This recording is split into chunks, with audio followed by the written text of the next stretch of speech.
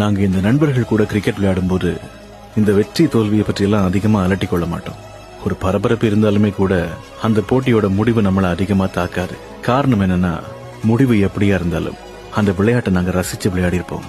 நமக்கு பிடிச்ச நண்பர்களோட விளையாடி இருப்போம். வாழ்க்கையும் அது போலதான். நாங்க எடுக்கிற முடிவுகள் வெற்றியா தோல்வியான்றதை தாண்டி அந்த தருணத்தை கொண்டாடி பாருங்க. நமக்கு பிடிச்சவங்களோட, நம்ம மனசுக்கு நெருக்கமானவங்களோட இருந்த அந்த தருணம் இனி எப்பவுமே திரும்ப வராது. அதை அனுபவிச்சு கொண்டாட ஆரம்பிச்சா இந்த வாழ்க்கை எவ்வளவு அழகானதுன்றது நமக்கு புரியும்.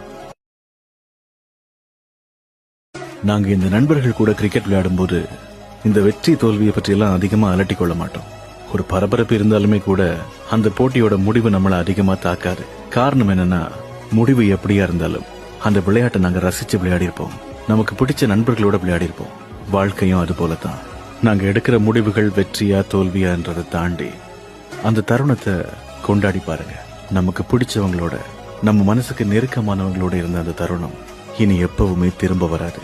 அதை அனுபவிச்சு கொண்டாட ஆரம்பிச்சா இந்த வாழ்க்கை எவ்வளவு அழகானதுன்றது நமக்கு புரியும்.